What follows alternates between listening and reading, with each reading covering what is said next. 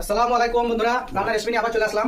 এই দেখুন, দেখাও শাক বলে আপনারা কি বলেন ঠিক বলতে পারছি না। তো আপনাদের কি নাম আমাকে কমেন্টে জানাবেন। তো আমরা এটা লোটের শাক বলি। এই দেখুন লোটের শাক, এটা আমি আলু দিয়ে লোটের শাক ভাজি করবো। সেই জন্য এই রসুন আছে, কাঁচা লঙ্কা আছে, এই শুকনো লঙ্কা আছে, পেঁয়াজ আছে। তো চলুন, তেল গরম হয়ে গেছে, এরকম পেঁয়াজ দিয়ে দিলাম, শুকনো লঙ্কা দিলাম, এবার রসুন দিয়ে দেবো। রসুন দিচ্ছি, রসুন একটু বেশি দেবেন, রসুন একটু বেশি দিলে ভালো। এটা কাঁচা লঙ্কা আমি অল্প কিছু দেবো। এটা লবণ দিয়ে দেবো, স্বাদ মতো লবণ দেবেন।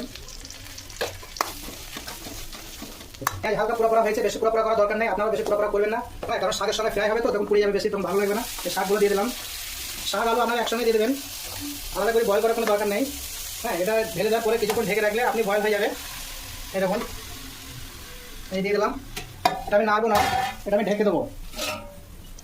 হ্যাঁ, ঢেকে দেবো, 5 মিনিট পরে আমি ফিরে আসছি, সঙ্গে থাকুন।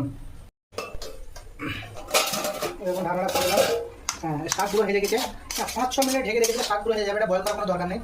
এই দেখুন, এবার আমি মশলাগুলো দেবো। মশলা আগে দেওয়ার দরকার নেই, মশলা আগে দিলে মশলাটার কোনো টেস্ট থাকবে না। হ্যাঁ, ধনে পাউডার, হালকা হলুদের গুঁড়ো, হালকা শুকনো মরিচের গুঁড়ো। এবার একটু আলাদা মশলা আমি দেবো, আমার কাছে আছে স্টক, সেই জন্য দিচ্ছি। আমরা সব তরকারিতে এটা দিই, তা আপনাদের যদি স্টক থাকে আপনারা দেবেন। এটা চিকেন মশলা, এটা চিকেন মশলা দিলে সব তরকারিটা একটু ভালো লাগে, টেস্ট লাগে। আর একটা মশলা আছে স্পেশাল, স্পেশাল মশলা হচ্ছে এই দেখুন, স্পেশাল মশলা। এই দেখুন, দেখো বন্ধু, এটা হচ্ছে জিরে গুঁড়ো। জিরে গুঁড়োটা আমি নিজে ভেজে পিসেছি, জিরে গুঁড়ো দিলাম। এই দেখুন, জিরে গুঁড়ো একটু বেশি দিলাম, জিরে সেন্ট লাগবে, খেতে খুব সুন্দর লাগবে। এবার আমি এটা মেরে দেবো। এই দেখুন, এরকম নেড়ে মশলাটা পুরো সব জায়গায় মাখিয়ে দেবেন। এই মাখিয়ে দিলাম। এবার আবার আমি এটা ঢেকে দেবো, 10 মিনিট পরে ফিরবো। আমি 10 মিনিট পরে ফিরে আসছি, সঙ্গে থাকুন। ভিডিওটা প্লিজ কেউ ফেলে দেবেন না, সঙ্গে থাকুন আপনারা। এই দেখুন বন্ধুরা, এই শাকটা আর আলুটা প্রায় ভাজা ভাজা হয়ে গেছে। হ্যাঁ, এরকম মাঝে মাঝে আপনারা নেড়ে দেবেন, না নাড়লে লেগে যাওয়ার সম্ভাবনা আছে। লেগে গেলে খুব খেতে ভালো লাগবে না।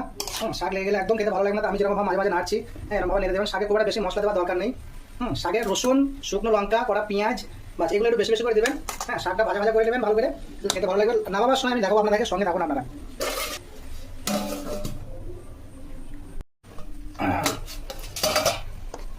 ও সুন্দর হয়েছে ভাজা, খুব সুন্দর হয়েছে ভাজাটা। দেখুন পুরো কমপ্লিট না হয়েছে, পুরোপুরি একদম যেটা চাচ্ছিলাম সেটাই হয়েছে। প্লিজ বন্ধুরা, ভাজাটা যদি ভালো লাগে তাহলে লাইক করে দিও। হ্যাঁ, লাইক করো, কমেন্ট করো, শেয়ার করো। এবার আমি এটা ঢেলে নেবো। ঢেলে নিচ্ছি, দেখো বন্ধুরা, দেখাও ভালোটা দেখাও। আর আমার দিদি ভাইটাকে দেখাও। আমার দিদি ভাইরা তো বাড়িতে ভাজি করো, তা ছেলেরা কিরকম ভাজি করছে ছেলেদের মতো একবার করে দেখো ভাই। দিদি ভাই থেকে বলছি, আমার বৌদিগুলোকে বলছি আমি, আমাকে দেখো, আমাকে নাও। এখন আলু দিয়ে লোটের শাক ভাজা, যদি ভাজাটা ভালো লাগে তাহলে লাইক করে দিও, কমেন্ট লিখো, শেয়ার করো। হ্যাঁ, তা দিদি ভাইকে বলবো, দিদি ভাইরা বেশি বেশি করে রান্না তো দিদি ভাইরাই করে। তা আমি এখানে ছেলে রান্না করছি কত কষ্ট করে।